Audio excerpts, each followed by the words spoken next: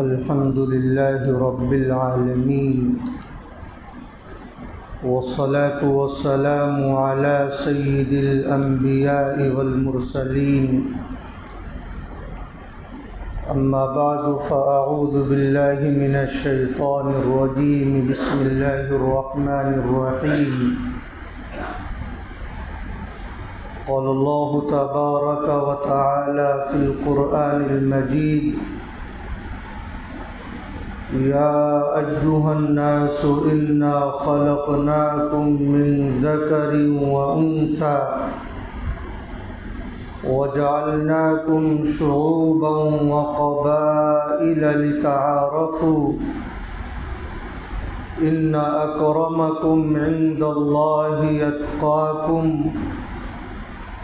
إن الله عليم خبير.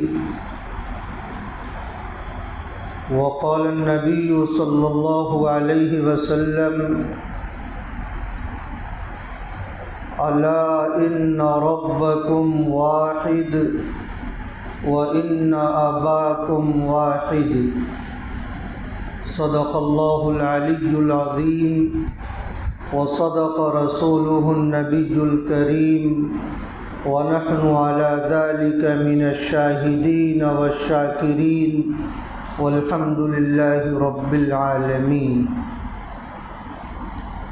بزرگان محترم اور عزیز ساتھیوں،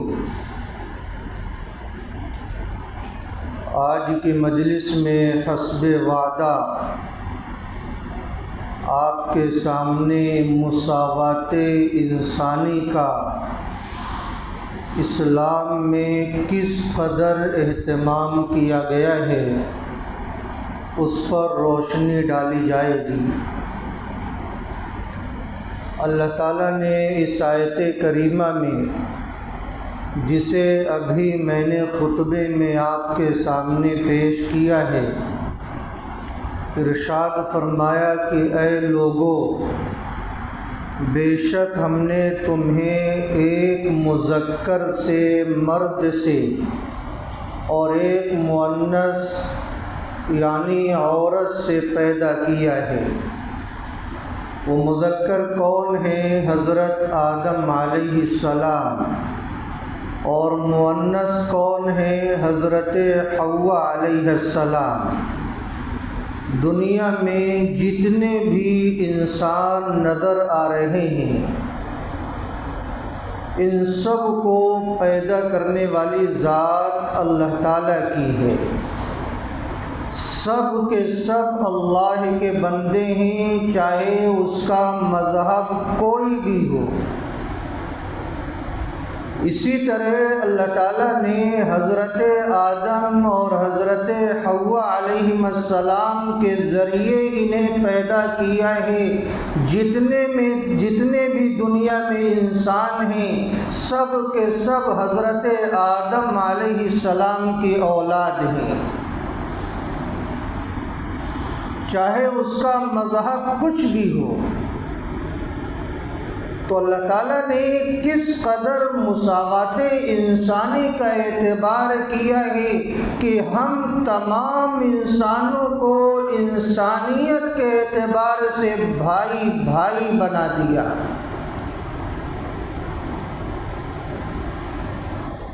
اس کا مطلب یہ ہوتا ہے کہ بحیثیت انسان کسی انسان کو دوسرے انسان پر ظلم کرنے کی اجازت نہیں.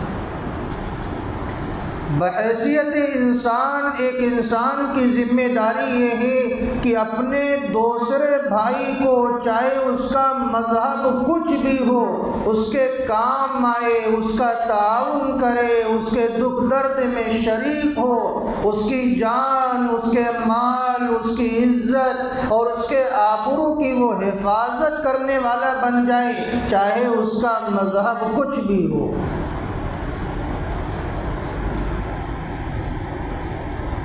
وَجَعَلْنَاكُمْ شُعُوبًا وَقَبَائِلَ لِتَعَارَفُوا. اللہ رب العزت نے جو تمہیں مختلف کنبے اور قبیلے میں تقسیم کیا ہے، اس کا مقصد جانتے ہو کیا ہے؟ تاکہ تم ایک دوسرے کی شناخت کر سکو، ایک دوسرے کو پہچان سکو۔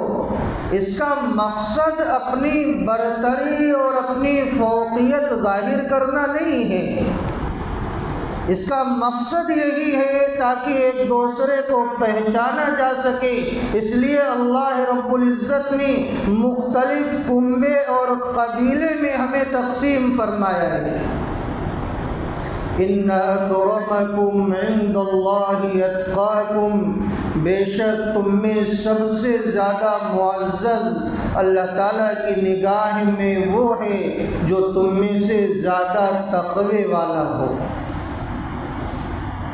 ان اللہ علیم خبیر، بے شک اللہ تعالیٰ خوب جاننے والے اور خوب خبر رکھنے والے ہیں۔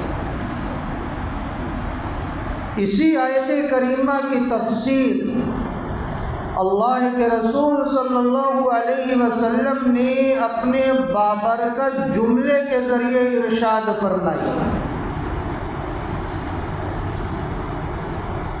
اور اللہ کے نبی علیہ السلام نے اس بات کو اتنا ضروری سمجھا کہ حجۃ الوداع کے موقع پر جو خطبہ آپ نے دیا ہے اور لوگوں کو پیغامات دیے ہیں، آپ علیہ السلام نے ان حقائق کو اس خطبے میں بیان فرمایا ہے۔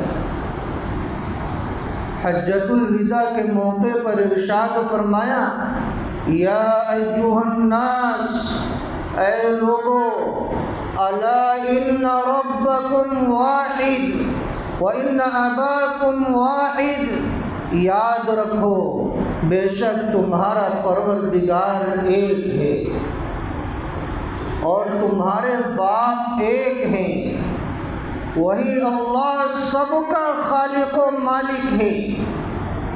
یہ پروردگار عالم یہ صرف مسلمانوں کی جاگیر نہیں ہے۔ کوئی بھی ہندو بھائی اگر وہ چاہے اللہ تعالیٰ کو ایک ماننا وہ مان سکتا ہے اور شرک سے باز آ سکتا ہے۔ ایسا نہیں ہے کہ اللہ تعالیٰ صرف ہمارے ہیں۔ کوئی بھی شخص اللہ کو ایک مان کر اللہ کی وحدانیت کا اقرار کر سکتا ہے، اور جب چاہے وہ شرک سے، کفر سے اور گنہگاری کے دلدل سے نکل کر توبہ تائب کر کے اللہ کو اپنا ایشور اور اپنا پروردگار مان سکتا ہے۔ تم سب کے رب وہی اللہ ہے، وہی پالنے والے ہیں، اور تم سب کے باپ ایک ہیں، یعنی آدم علیہ السلام۔ تو اس کے بھی بتلانے کا مقصد یہی ہے کہ ہم بحیثیت انسان متحد رہیں، ہم بحیثیت انسان ایک دوسرے کو سمجھنے والے بنیں، ہم بحیثیت انسان کسی پر ظلم کرنا روا نہ سمجھیں۔ کتنی پیاری تعلیم ہے جو آپ علیہ السلام نے اپنے آخری خطبے حجۃ الوداع کے موقع پر ہمیں بیان فرمائی۔ اس کے آگے ارشاد فرمایا، الا سنو، لا فضل لعربی علی عجمی ولا لعجمی علی عربی، کسی عربی کو کسی عجمی پر فضیلت نہیں، کسی عجمی کو کسی عربی پر فضیلت نہیں۔ یعنی عرب کا رہنے والا یہ نہ سمجھے کہ صرف عرب کا ہونے کی وجہ سے اس کی مغفرت ہو جائے گی۔ کوئی عجم کا رہنے والا یہ تصور نہ کرے کہ صرف عجم کا ہونے کی وجہ سے اس کی مغفرت ہو جائے گی، وہ چاہے جیسی تیسی بھی اپنی زندگی گزار لے۔ وَلَا أَحْمَرَ عَلَى أَسْوَدَ، کسی گورے چٹے کو کسی کالے پر کوئی فضیلت نہیں، ولا اسود علی احمر، اور کسی کالے کو کسی گورے چٹے پر کوئی فضیلت نہیں، الا بالتقوی، اگر فضیلت کا معیار ہے تو وہ تقوی ہی۔ اللہ تعالیٰ یہ دیکھتے ہیں کہ میرے کس بندے میں تقوی زیادہ ہے، کون بندہ مجھ سے کتنا زیادہ ڈر کر زندگی گزارتا ہے، کون بندہ جہنم کا خوف کتنا رکھتا ہے، کون بندہ میری نافرمانی سے کتنا ڈرتا ہے۔ پروردگار عالم یہ دیکھنا چاہتے ہیں، اور اسی بنا پر اللہ تعالیٰ فضیلت کا معیار بنایا کرتے ہیں اور اسی کو اپنے سے قریب زیادہ کیا کرتے ہیں۔ جو بندہ تقوی اور للہیت کا پیکر ہوتا ہے اور خشیت الہی سے سرشار ہوا کرتا ہے، کوئی یہ نہ سمجھے میرا رنگ گورا ہے تو میں اللہ کی نگاہ میں بڑا محبوب ہو جاؤں گا۔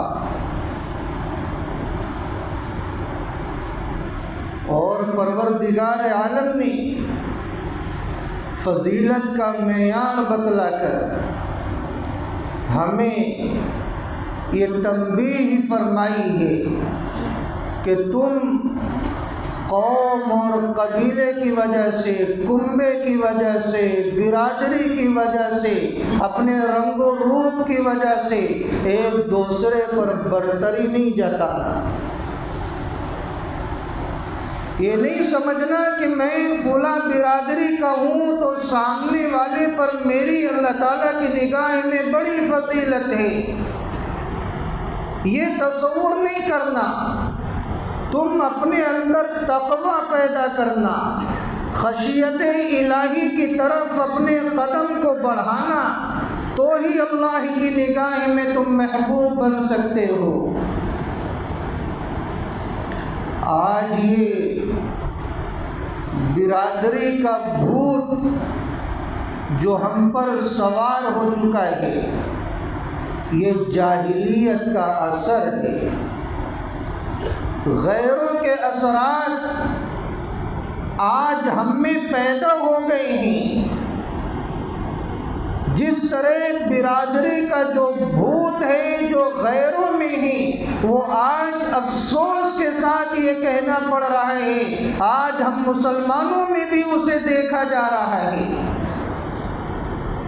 جس طرح غیروں میں اونچی ذات والے نچلی ذات والوں سے نفرت کیا کرتے ہیں، آج مسلمانوں میں بھی یہ اثرات دیکھے جا رہے ہیں۔ جن کی برادری اونچی لیول کی سمجھی جاتی ہے، وہ نچلی برادری والوں کو حقارت کی نگاہ سے دیکھتے ہیں اور بطور حقارت اس کا تذکرہ کیا کرتے ہیں۔ عوام تو عوام، خواص بھی اس برائی میں مبتلا ہو رہے ہیں۔ میں نے خود کتنے علماء کی زبانی یہ سنا ہے جو بطور فخر یہ کہتے ہوئے نظر آ رہے ہیں کہ ہم تو خان ہیں، ہم تو چودھری ہیں، اور ہم تو فلاں برادری والے ہیں۔ ارے تمہاری چودراہٹ، تمہاری خانیت اور تمہارے جتنے بھی اونچے درجے کی جو برادری دنیا میں ہے، یہ تمہیں نجات نہیں دلا سکتی۔ یہ شریعت کا پیغام تھوڑی ہے، یہ تو جاہلیت کا اثر ہے جو بطور فخر تم برادری کو سامنے لاتے ہو۔ بطور فخر برادری کو سامنے لانا یہ جہالت کا اثر ہے۔ اگر سامنے لانا ہے تو آپ اپنے تقوی کو لائیے، آپ اپنی للہیت کو لائیے، آپ اللہ کے ڈر کو لائیے۔ یہ جہالت کا اثر ہم میں کیسے پیدا ہو گیا؟ اس کا نقصان جانتے ہیں۔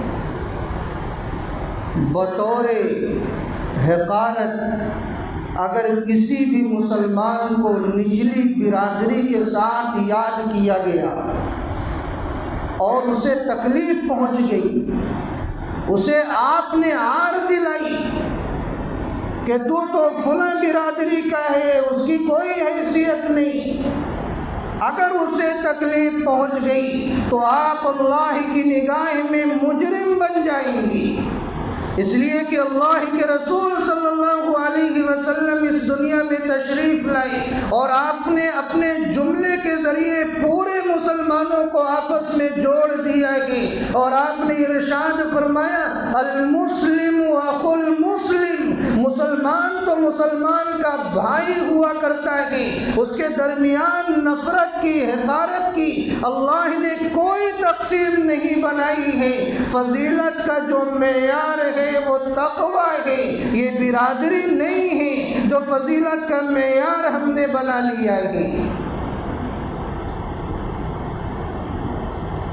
وہ دن دور نہیں، اگر اس چیز کو ختم نہ کیا گیا اور ہمارا ذہن اسی طرح بنتا رہا تو اللہ نہ کرے غیروں کی طرح وہ حالات سامنے آئیں گے کہ مسلمانوں میں جو اونچی برادری والے ہیں وہ اپنی نچلی برادریوں کے ساتھ کھانا کھانا، پانی پینا، ایک ساتھ بیٹھنا گوارا نہیں کریں گے، آپس میں دوریاں پیدا ہوں گی، وہ نچلی برادریوں کے ساتھ رشتہ ناتا نہیں کریں گے، نکاح کا معاملہ نہیں کریں گے۔ نتیجہ کیا ہوگا؟ غیر ان غربا کو، ان نچلی برادریوں کو اپنی جال میں باطل دھنسائے گا اور ارتداد کی راہ پر لے کر جائے گا۔ یہ میں آپ کے سامنے کوئی افسانہ نہیں بیان کر رہا ہوں، یہ حقیقت ہے۔ نچلی برادریوں کی طرف عدم توجہی کی وجہ سے باطل نے انہیں اپنا نشانہ بنایا ہے اور انہیں ارتداد کی طرف لے کر گیا ہے۔ نچلی برادری والے اونچی برادریوں کے توجہ نہ دینے کی وجہ سے کتنے مرتد ہو چکے ہیں، آپ تاریخ پڑھیں۔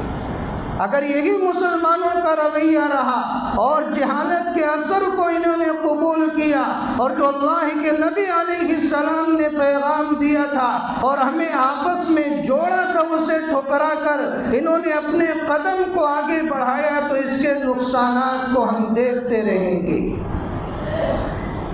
اس لیے ایک پلیٹ فارم پر آ جائیں، برادری کے بھوت کو اپنے سروں سے نیچے رود دیں، اپنے پیروں کے نیچے لے آئیں۔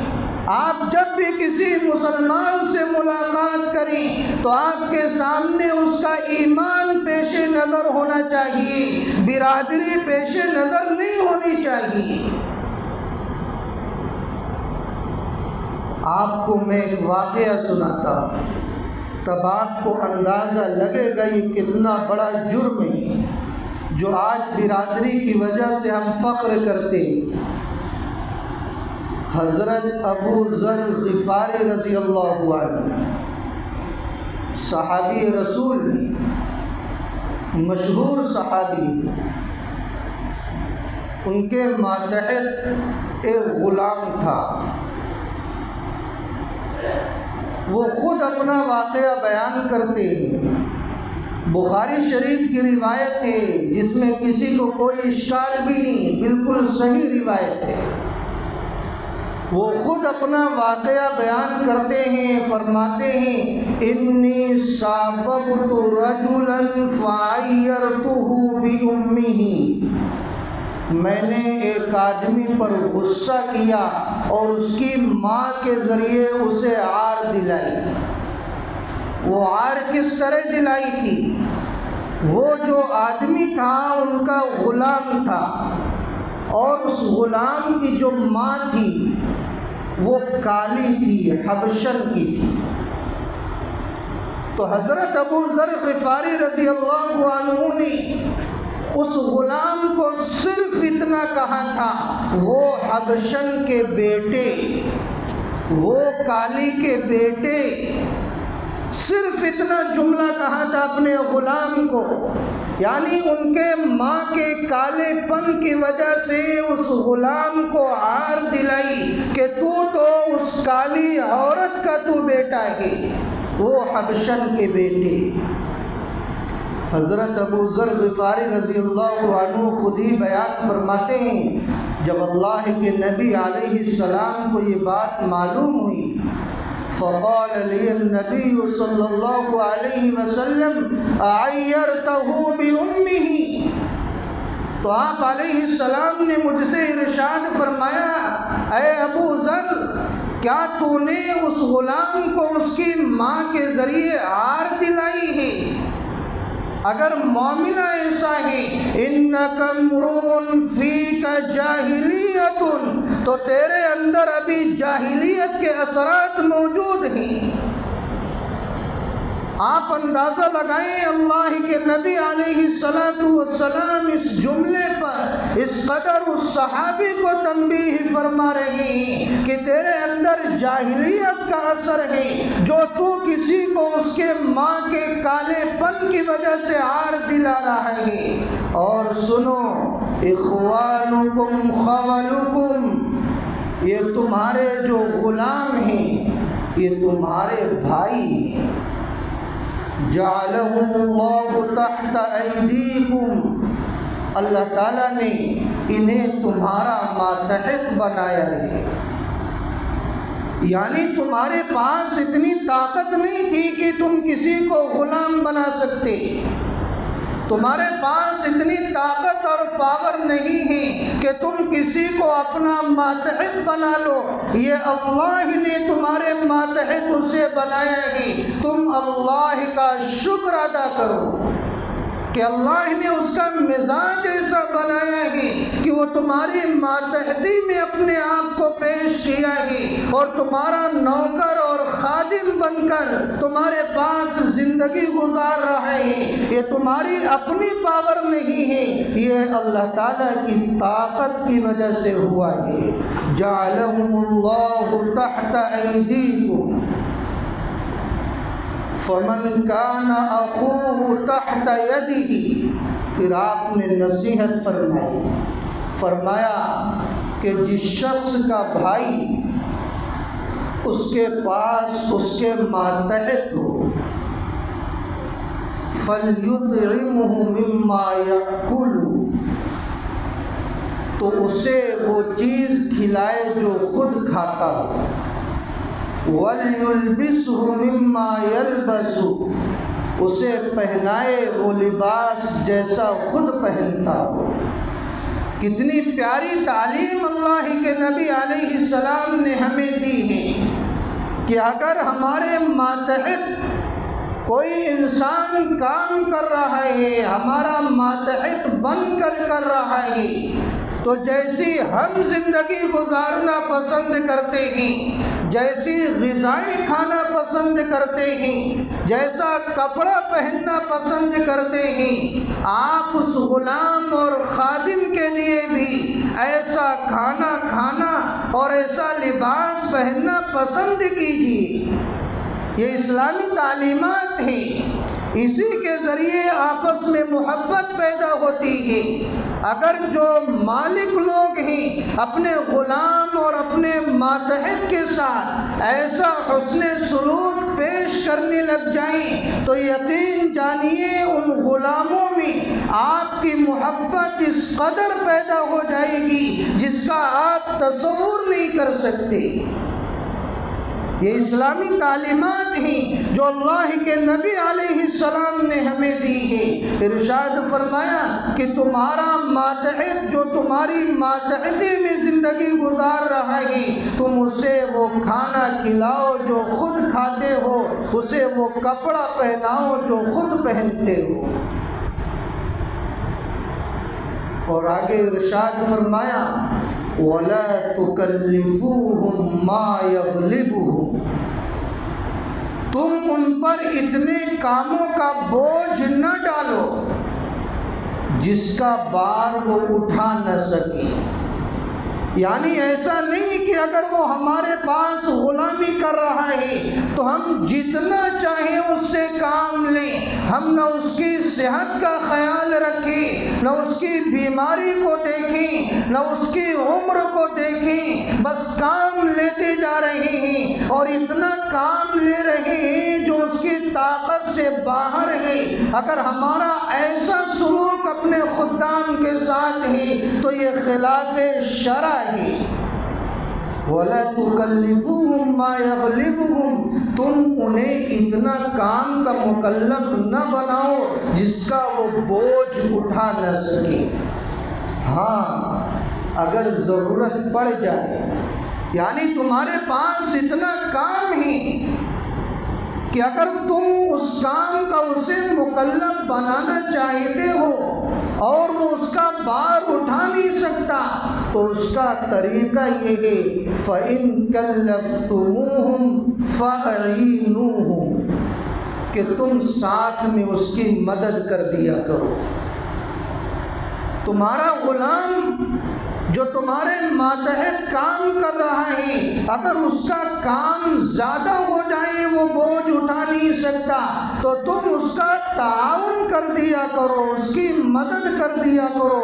کتنی پیاری اسلامی تعلیمات ہیں، اگر کوئی اس پر عمل کرے تو آپ بتلائیں کہ مالک اور نوکر میں کتنی زیادہ محبت پیدا ہوگی۔ آپ سوچیں گے کہ مفتی صاحب سے مالکوں کے سلسلے میں بات کر رہے ہیں، نوکروں کو کچھ بول ہی نہیں رہے، تو اس تعلق سے بھی میں مختصراً یہ عرض کر دوں کہ جو ماتحت ہیں ان کی بھی ذمہ داریاں ہیں کہ مالک کے جو کام ہیں، جو آپ کو اوقات دیے گئے ہیں، آپ مالک کے مال کی حفاظت کیجیے۔ جو وقت آپ کو دیا گیا ہے اس کو امانت داری کے ساتھ کام میں لگائیے، یہ خدام کی ذمہ داری ہے۔ جب جانبین سے ایک دوسرے کے حقوق کو ادا کریں گے اور شریعت نے جو خدام کو تعلیم دی ہے وہ خدام ان تعلیمات پر عمل کریں گے، اور شریعت نے جو مالکوں کو تعلیم دی ہے وہ مالک ان تعلیمات پر عمل کریں گے، تو آپس میں محبت پیدا ہوگی اور زندگی گزارنا آسان ہوگا۔ تو میں یہ عرض کر رہا تھا کہ حضرت ابو ذر غفاری رضی اللہ عنہ نے صرف اپنے غلام کو یہ کہا تھا، وہ حبشن کے بیٹے۔ تو اللہ کے نبی علیہ السلام نے اس قدر ناراضگی کا اظہار فرمایا اور حضرت ابو ذر غفاری رضی اللہ عنہ کو تنبیہ فرمائی۔ جانتے ہو اس کا اثر کیا ہوا؟ حضرت ابو ذر غفاری رضی اللہ عنہ نے صحابیت کا حق ادا کر دیا۔ اللہ کے نبی علیہ السلام نے مجھ پر ناراضگی کا اظہار فرمایا ہے، اس صحابی کو سکون کیسے آ سکتا ہے؟ وہ صحابی ہیں، اللہ کا ڈر ان کے دلوں میں ہے، وہ دنیا کے آرام کو اصل آرام نہیں سمجھتے، وہ دنیا کی عزت کو اصل عزت نہیں سمجھتے، وہ دنیا کے عہدے اور منصب کو اصل عہدہ منصب نہیں سمجھتے، ان کے پیش نظر آخرت ہوا کرتے ہیں۔ جب انہوں نے دیکھا کہ میرا نبی مجھ سے ناراض ہو گیا ہے، اس جملے کی وجہ سے قربان جائیے حضرت ابو ذر غفاری رضی اللہ عنہ پر اپنے اس خادم کے پاس آتے ہیں، اپنے اس غلام کے پاس آتے ہیں اور زمین پر حضرت ابو ذر غفاری رضی اللہ عنہ لیٹ جاتے ہیں اور اپنے غلام کو کہتے ہیں، اے میرا غلام، تم میرے رخسار پر اپنے پیر کو رکھ دے، تو اپنے پیر کو رکھ دے تو ہی میری معافی ہو سکتی ہے۔ وہ غلام پیر رکھنے کے لیے تیار نہیں ہے، وہ گھبرا رہا ہے، میں اپنے مالک کے رخسار پر اپنے پیروں کو کیسے رکھ دوں؟ لیکن مالک کا اصرار ہے، اللہ کے نبی کی ناراضگی کا اس مالک پر اثر ہے، اپنے غلام سے بار بار وہ مالک کہتا ہے تو میرے رخسار پر اپنے پیروں کو رکھ دے۔ نوکر مجبور ہوتا ہے اور اپنے رخسار رخسار کو، اپنے جوتے کو، اپنے پیروں کو اپنے اس مالک کے رخسار پر رکھتا ہے، تب جا کر اس مالک کو تسلی ہوتی ہے کہ اب میری معافی ہوگی۔ آپ اندازہ لگائیں کیا جملہ تھا۔ او حبشن کے بیٹے، آج ہم نہ جانے اپنے کتنے مسلم بھائی کو اس کی برادری کی طرف منسوب کرتے ہوئے اسے عار دلایا کرتے ہیں کہ تو فلاں برادری کا ہے، تو فلاں برادری کا ہے۔ اللہ کو کیا جواب دو گی؟ کیا آپ نے قرآن و حدیث میں کہیں یہ بات پڑھی ہے کہ آپ کی برادری کی وجہ سے اللہ تعالیٰ کوئی خاص مقام آپ کو عطا فرمائے گا؟ میں تو کہتا ہوں کہ اس موقع پر ضرورت ہے کہ مسلمانوں میں جو برادری ہے، کوئی خان ہے، کوئی چودھری ہے، کوئی شیخ ہے، کوئی صدیقی ہے، یہ آپس میں جو رشتے آج کل کرتے ہیں اور برادری کو اتنا معیار بنا لیتے ہیں اور اس قدر اسے لازم سمجھتے ہیں، ایسا محسوس ہوتا ہے کہ اگر برادری میں فرق ہو گیا تو رشتے نکاح ہوگا ہی نہیں اور اس رشتے میں بے برکتی ہو جائے گی۔ اتنا زیادہ برادری میں غلو کہاں سے آپ نے لایا؟ اللہ کے نبی علیہ السلام نے جب رشتے کے انتخاب کے لیے تعلیم دی تو آپ نے ارشاد فرمایا کہ لوگ نکاح کرتے ہیں کسی کے مال کی وجہ سے، کسی کے حسن و جمال کی وجہ سے اور کسی کے دین کی وجہ سے، لیکن معیار دین کو بنایا جائے۔ آپ جب بھی اپنے بیٹے اور بیٹی کا رشتہ کریں تو آپ معیار دین کو بنائیں، برادری کو نہ بنائیں۔ اگر آپ نے اسی راستے پر اپنے آپ کو چلنا سکھایا کہ آپ نے یہ تصور پیش کر دیا کہ کسی خان کا نکاح کسی شیخ سے نہیں ہو سکتا، کسی چودھری کا نکاح کسی شاہ سے نہیں ہو سکتا، تو یاد رکھیں اس کا نقصان آگے اتنا بڑھے گا جیسے غیروں میں برادری کی وجہ سے ایک دوسرے کو اچھوت سمجھا جا رہا ہے اور ایک دوسرے کو آپس میں ملنا گوارا نہیں ہے، آج وہی نوبت مسلمانوں میں آ جائے گی اور آ چکی ہے۔ بطور فخر لوگ اپنی برادری کو پیش کر رہے ہیں جبکہ اللہ کی نگاہ میں اس کی کوئی حیثیت نہیں۔ اس لیے اس جہالت کے اثر کو توڑو اور شادی میں معیار دین کو بناؤ۔ میں یہ نہیں کہتا کہ کوئی چودھری کسی چودھری سے شادی کر لے تو گناہ ہے، لیکن آپ اس کو لازم نہ سمجھیں۔ آپ برادری کو اولین درجے میں نہ رکھیں، آپ دینداری کو اولین درجے میں رکھیں۔ شریعت یہ چاہتی ہے کہ مسلمان کا بھائی بنے، یہ ایک جسم کی طرح رہنے والا بنے، ان کے درمیان میں کوئی تقسیم نہ ہو۔ آپ کہیں گے یہ برادری کیوں آئی؟ اللہ تعالیٰ نے خود ہی قرآن کریم میں ارشاد فرمایا ان برادریوں کا جو مقصد ہے وہ لِتَعَارَفُوا، تاکہ آپس میں شناخت ہو سکے، آپس میں پہچان ہو سکے۔ عبداللہ نام کے دو آدمی، ایک شیخ ہے ایک خان ہے، آپ نے صرف کہا عبداللہ بھائی کو بلائیے، اب سامنے والا سوچے گا پتہ نہیں کون عبداللہ بھائی ہیں۔ جب آپ نے کہہ دیا عبداللہ شیخ جو ہیں ان کو بلائیے تو سامنے والا سمجھ جائے گا کہ اس کی مراد کیا ہے۔ تو اس برادری کا مقصد صرف تعارف ہے، فضیلت کا معیار برادری نہیں ہے۔ تو جس کا جہاں تک مقصد ہو، جس کی جہاں تک ضرورت ہو، اسے وہیں تک محدود رکھا جائے۔